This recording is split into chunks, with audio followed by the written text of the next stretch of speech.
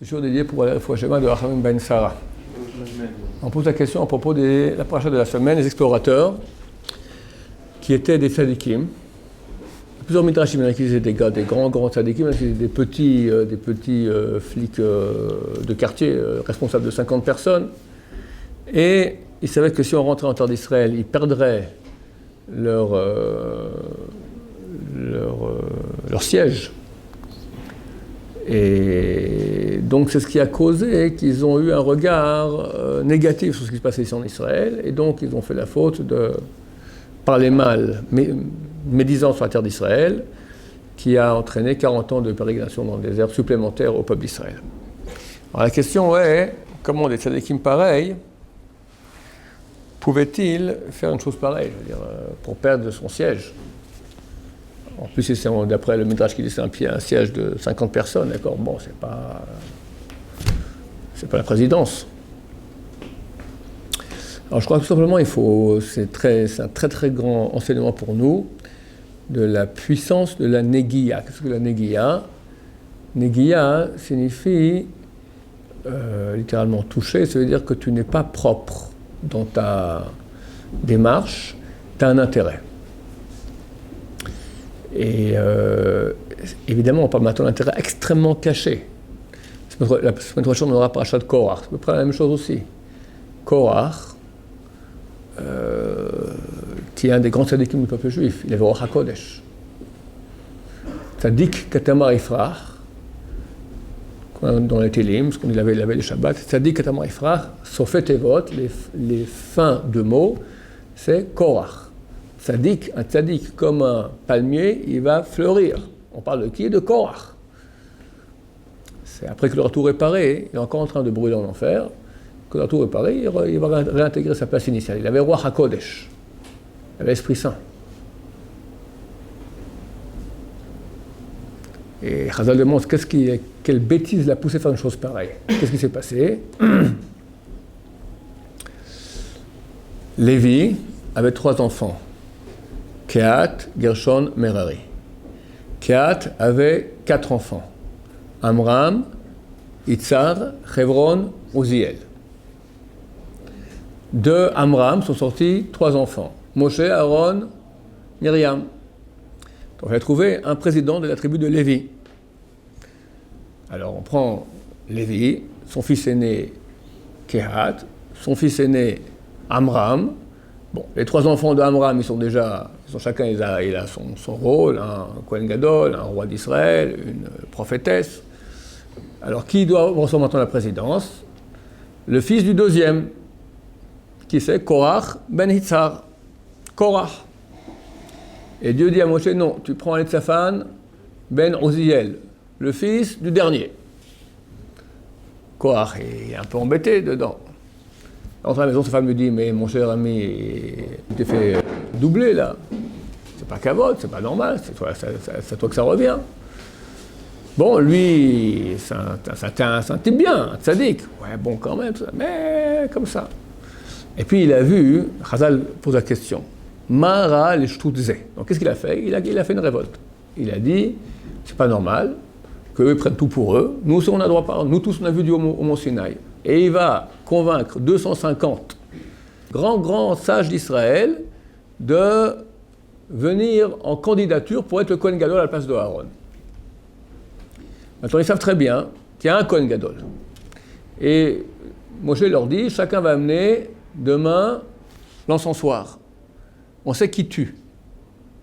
L'encensoir, on a vu que Nadav et Avihu, les 2 enfants de Aaron, nous ont amené un feu qui n'était pas un feu étranger, et ils sont morts. Ils savent que celui que Dieu choisira, il est choisi. Moshe leur dit, demain, venez, chacun avec son encensoir, et Dieu choisira un parmi nous tous. Aaron et 250. Et tous y vont. À part On Ben Pellet qui a été sauvé par sa femme. C'est une autre histoire. Et ils sont morts. Mais ils savaient, enfin, qu'est-ce qui s'est passé? Korach, il est convaincu qu'il fait les Shem Shamaim. Convaincu. Il va leur voir, pendant toute la nuit, il leur dit, vous croyez que c'est pour moi que je fais ça? Moi, je nie le jeu qui est ici, la justice. C'est pas normal. Il faut qu'il y ait une démocratie, c'est normal. Enfin, ils ne peuvent pas tout prendre pour eux. Ils ont vu Dieu. Nous aussi, on a vu Dieu au Mont Sinaï. C'est ça, les Shem Shamaim, complètement. Et de plus, Chazal on dit ça, Mara Korach Sotet Shtutze. Qu'est-ce qu'il a vu Korach de faire cette bêtise? Il a vu que de lui sortait une descendance illustre. Shmuel Hanavi, là-bas sur la montagne, qui est valable comme Moshe Aaron, les deux réunis. Plus encore, 200 Rachei Sanedraot, des dirigeants du Sanhedrin. Tout ça sort de moi. Donc, moi, on me met en relègue en dernière place, c'est faux. C'est de moi que ça doit sortir, ça sera donc moi. Pourquoi c'était un panneau dans lequel il n'aurait pas dû tomber? Le Chazal disent, on ne met en position de dirigeant sur le public que quelqu'un qui a derrière lui Kupat Shratzim, une caisse pleine de bestioles affreuses, des scorpions, des serpents. Un passé dur. Pourquoi? Parce qu'il est à la tête du public, il va se prendre pour quelqu'un. Donc on met Dieu à faire en sorte qu'on mette toujours quelqu'un qui est plein de problèmes.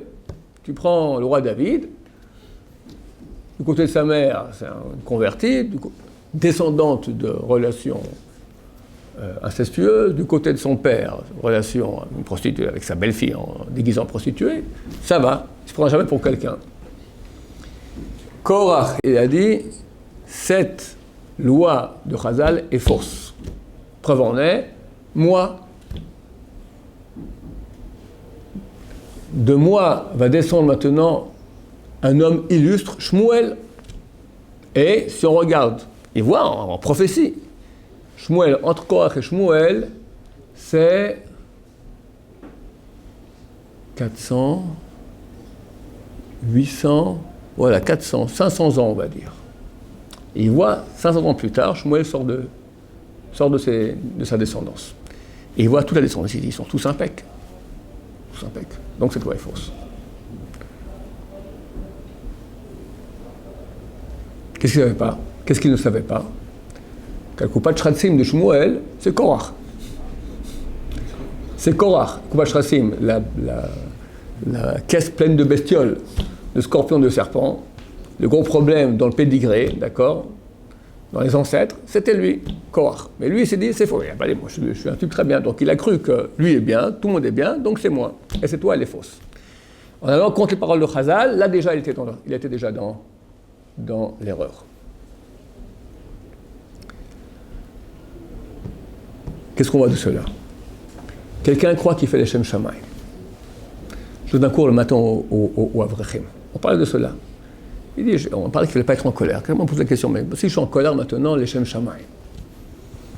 Vraiment, parce que je vois un truc, ça me révolte.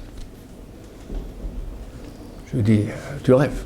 Tu ne te rends pas compte à quel point il y a des négiotes en nous. On n'est pas pur dans nos intentions. Mais oui, je ne sais pas. Comme Pinchas, il me dit. Pinchas, la paracha encore dans 3-4 parachiotes. Pinchas, il voit Cosbi, il voit Zimri ben Salou, le chef de la tribu de Dan, qui couche avec une des princesses de Midian, Cosbi bat Tsour. Il le prend, il l'apprend, il vient avec elle voir. Moshe lui dit, dis-moi, celle-là, elle est permise ou interdite? C'est une Midianite. Moshe lui dit interdite, une Goya. Ta femme aussi, la Midianite, qui t'a autorisé? Et il apprend en public comme ça, il va dans la tente, il couche avec elle. Tout le monde se met à pleurer, qu'est-ce qu'on fait? Dans ce cas, Canaïn, ceux qui ont, ça ne concerne pas nous aujourd'hui, c'était à l'époque, je vais vous expliquer à quel point ça ne nous concerne pas. Canaïn, ceux qui ont la jalousie de Dieu, les fanatiques, d'accord? Un fanatique rationnel, Pogimbo, peuvent aller le tuer. Mais attention, il doit être complètement pur dans son cœur et les attraper en pleine action, c'est-à-dire qu'ils sont carrément en train de faire le péché. Bon, il est venu avec la lance, il les a transpercés, il y a eu, je ne sais plus, 12 miracles, 13 miracles qui ont eu lieu. Il me dit, c'est un vrai. Ben ouais, moi aussi, je vois un truc pareil, je ne peux pas. Alors j'ai dit, dis-moi, tu es en route maintenant pour aller faire la mitzvah. Tu es avec ta lance comme ça, là. Tout coup vient un autre, qui est comme toi aussi, hop, avant toi, il parle et lui le fait. Ah, il sort comme ça vainqueur, c'est lui qui l'a fait. Qu'est-ce que tu dis? T'es content ou ça te fait un petit guili-guili dedans? Ça te fait un petit guili-guili. Et pourquoi? Parce que c'est pas toi qui l'as fait. Et alors? Le but, c'était quoi? Le but que ça s'arrête, voilà, ça a été fait. Tu dois être content. Le petit guili-guili, il prouve que c'est pas pur.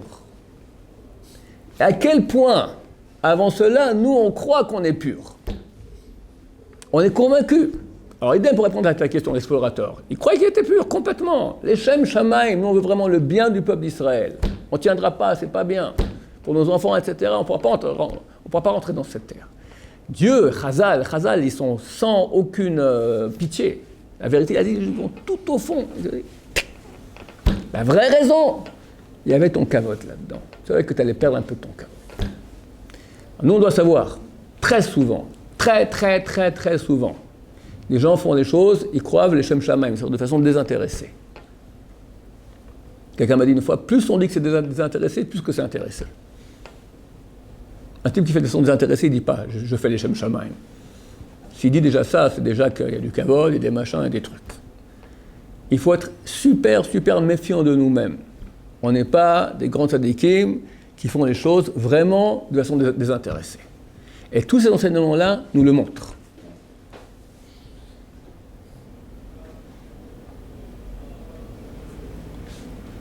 Alors qu'est-ce qu'on fait? Alors on essaie de diminuer la casse. Je vais essayer de faire un peu plus de Shem Shamaim. Je sais qu'arriver à un 100% désintéressé, c'est presque impossible à notre niveau. Mais tu vas essayer de mettre maintenant un peu dans ton intéressé, un peu de désintéressé. Et on va essayer d'augmenter le pourcentage. Première chose. Deuxième chose, faire extrêmement attention. De ne pas faire, de par le fait que j'agis de façon aussi intéressée, parce que je ne suis pas au niveau des complètement purs, de ne pas faire des erreurs. Des erreurs dans la réalité, dans ma tête, que je pense un peu à mon kavod et à ma place et tout ça. Ok, ça reste dans ta tête. On peut encore comprendre, tu ne peux pas purifier. Maintenant, tu vas agir des fois faussement. Par exemple, un exemple que donne le Chazon Ish. Quelqu'un, comment on va dire cela?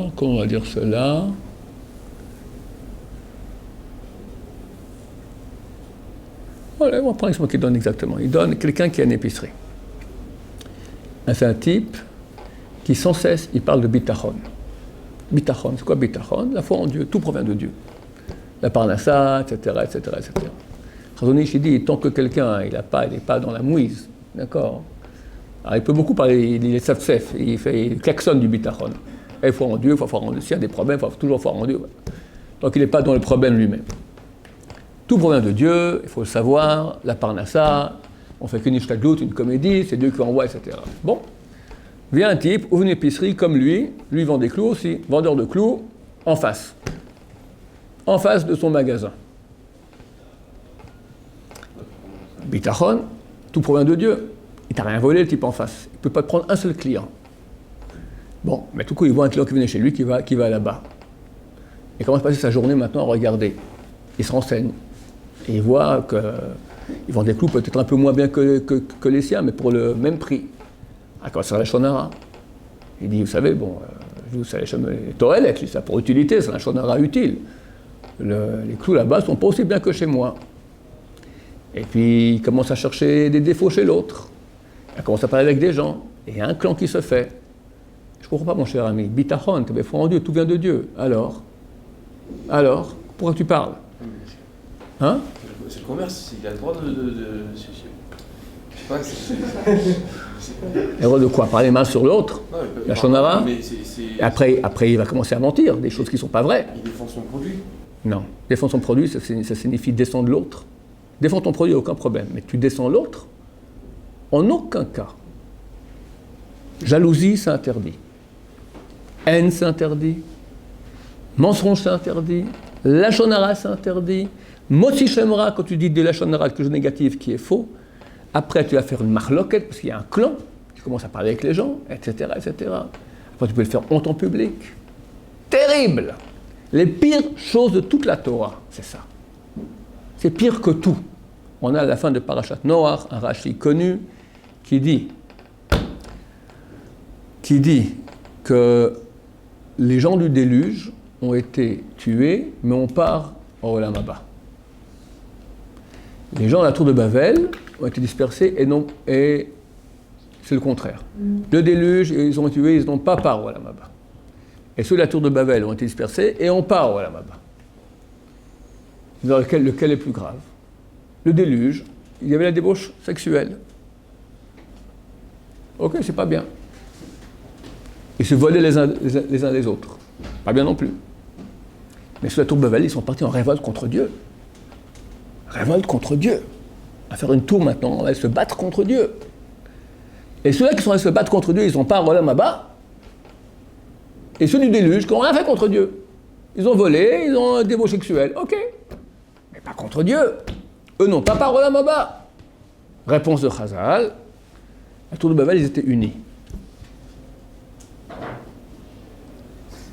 Ceux de la tour du déluge étaient désunis. Ils se volaient l'un les autres. Désunion. Le temple était détruit, notre temple, le deuxième. Pourquoi il était détruit? Haine gratuite. Le premier temple, pourquoi il a été détruit? Assassinat, adultère, avodah zara, idolâtrie. On va poser la question, lequel est le plus grave? La réponse, regarde. Quel temple a été reconstruit, lequel n'a pas été reconstruit? Le premier, à quoi assassinat, adultère, avodah zara, après 70 ans, reconstruit. Et le nôtre, on attend bientôt 2000 ans. Haine gratuite. Ce que tu appelles toi maintenant défendre le produit, d'accord, c'est à cause de ça que le temple n'est pas reconstruit. Ça s'appelle haine gratuite, ça? Hein? C'est ça, la haine gratuite? Bien sûr, bien sûr. La Gemara, traité Sanhedrin, page 38, dit « À ta place, on t'assaillera. En ton nom, on t'appellera. » Personne ne peut te prendre quoi que ce soit de ce qui te revient. Et il n'y a pas une royauté qui touche une autre d'un cheveu. C'est parce que l'autre en face, c'est ça le bitachon, savoir que tout provient de Dieu. Il est venu, ok, alors. À tout coup, moi je vois mon chiffre d'affaires qui descend parce que lui, il me prend des clients. Lui n'a rien à faire avec moi. C'est tout, ça provient tout de Dieu. C'est facile pour moi de le dire. Mais que vous compreniez à quel point on croit qu'on est chez maintenant. Je prends un exemple d'épicerie. Prends maintenant, tout le monde va comprendre. Quelqu'un maintenant, il ouvre une boîte d'entraide pour les pauvres. Il fait des paniers, il récolte de l'argent pour aller faire pour donner aux gens, etc. La pauvre, l'orphelin. Et le type, il s'investit, toute sa vie il met là-dedans, jour et nuit. Et il a un ergoun qui va, qui grandit, Baruch Hashem, etc. Les Shem Shamaim, il ne prend pas un penny pour ça. Et c'est difficile, il va avoir des donateurs qui l'envoient balader, tout ça, il fait pour la veuve, la veuve et l'orphelin. Qu'est-ce que c'est un plus beau les Shem Shamaim que ça? Bien beau jour, un type en face de lui, il fait la même chose aussi. Et il commence à aider la veuve et l'orphelin. Mais le deuxième, il est mieux. Au bout d'un moment, il aide beaucoup plus de veuves et d'orphelins que lui. Et bien, si le premier, c'est pas un type d'une valeur spirituelle énorme, il n'endort plus la nuit.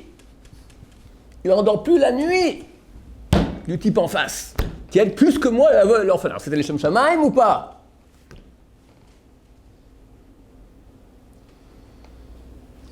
Combien on croit qu'on est vrai? Combien ils font un travail intérieur pour être propre? C'est difficile. Chazal disent, un homme qui a un métier, il a la haine des gens qui ont le même métier que lui. Et c'est dingue de voir ça. J'ai entendu parler d'un certain pays, peu importe où c'était, il y avait une yeshiva, tout un irgun de tchouva. Une yeshiva, ou je ne sais plus, une organisation de tchouva. Dans la même rue aussi, il y en a un autre. Il paraît qu'il y avait une guerre entre eux, terrible. Je parle en Kedusha, même en Kedusha. Maintenant, pas en Kedusha. Alors, Yehuda Hades, une fois, il nous a raconté. Yehuda Hades, un grand rabbin d'Israël. Il raconte qu'un jour, il est allé voir un balayeur de rue. À l'époque, il balayait encore avec le balai. Il dit, dis-moi, comment c'est ton travail? Ouais, regarde comme je travaille bien. Le balayeur de la rue en face, lui, il ne fait pas le travail comme je fais moi.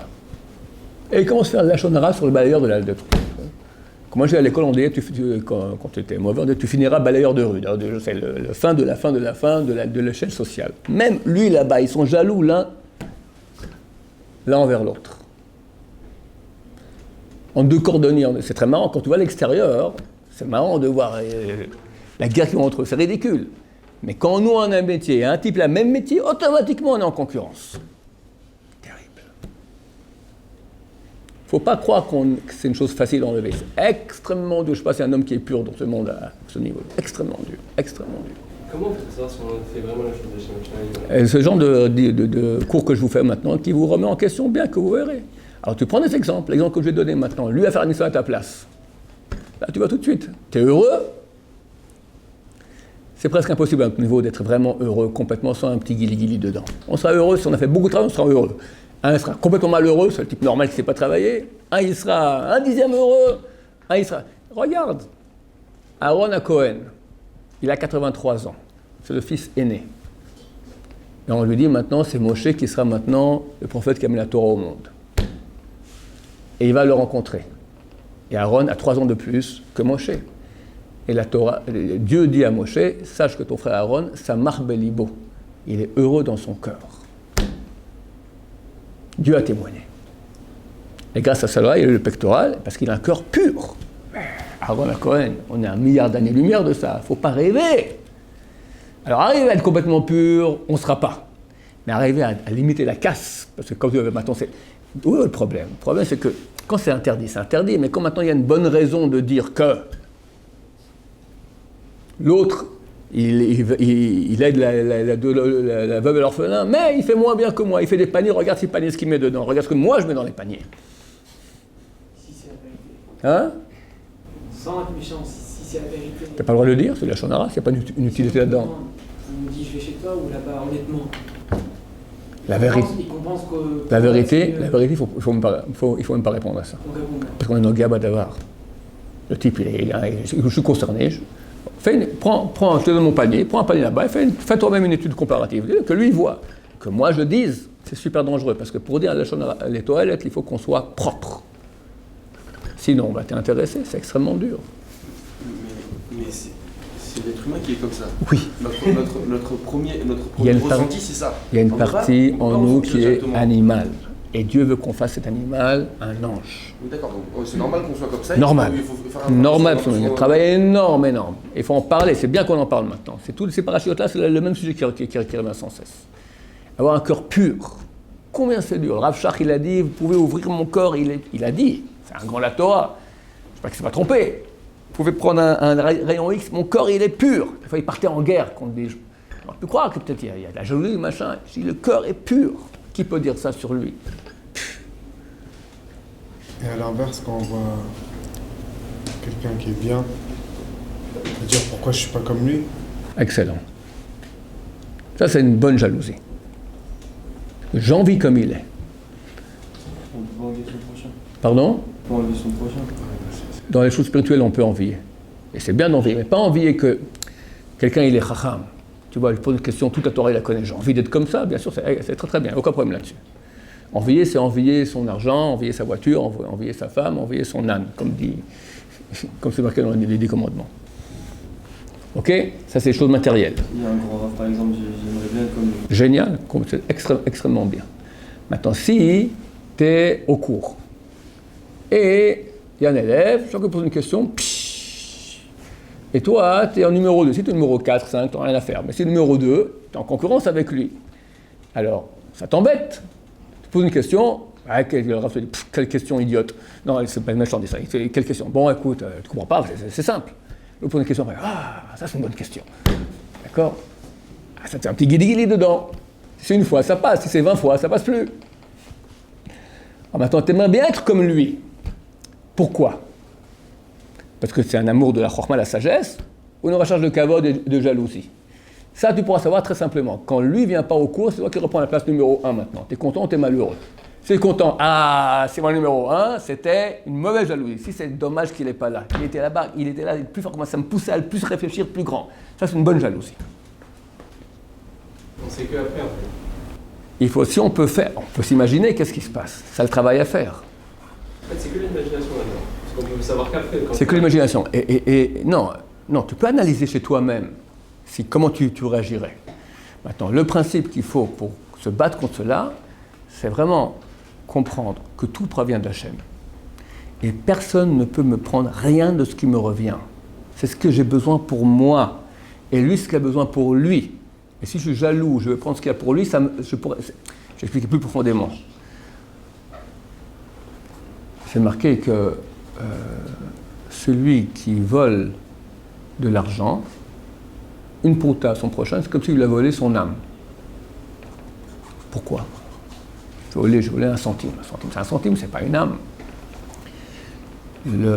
L'argent en hébreu s'appelle damim. Damim signifie aussi du sang. Il est marqué que l'âme est dans le sang. On voit en fait qu'il y a oui un rapport entre l'argent et l'âme. Pourquoi ? Parce que tous mes biens, ce sont en fait les outils que Dieu m'a donnés pour réaliser mon âme. Donc ils sont liés à mon âme. Il y a une partie de moi-même qui est là-dedans. Si je donne un cadeau à quelqu'un, il n'y a aucun problème. L'étincelle d'âme que je donne, elle part, elle reste avec moi. Quand je donne l'argent à la tzedaka, au contraire, j'ai réparé maintenant, j'ai réalisé cette partie d'âme qui devait être réalisée. Quelqu'un, il me vole ce centime-là. Alors, je ne peux pas faire le tikkun, je ne peux pas réparer maintenant cette partie d'âme. Lui non plus, vu que ce n'est pas la sienne.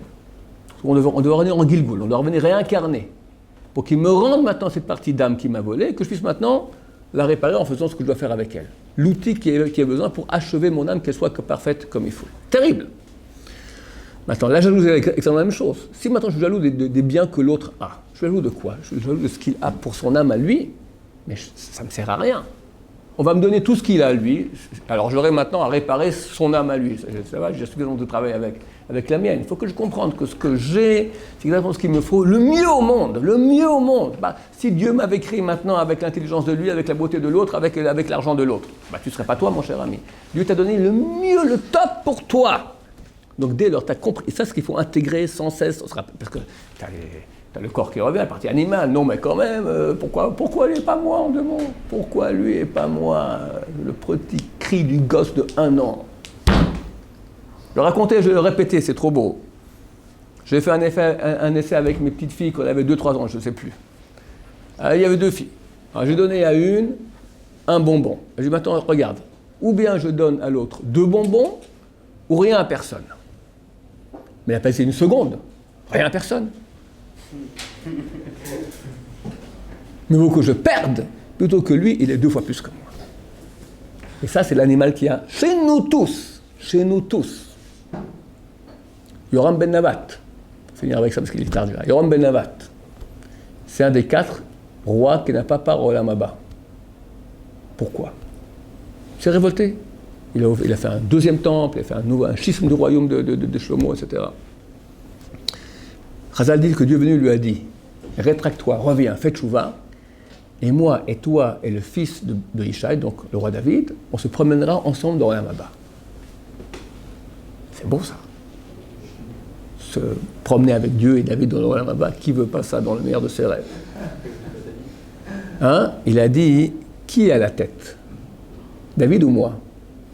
Et Dieu l'a dit, moi, Dieu, toi et David. Donc t'es avant David.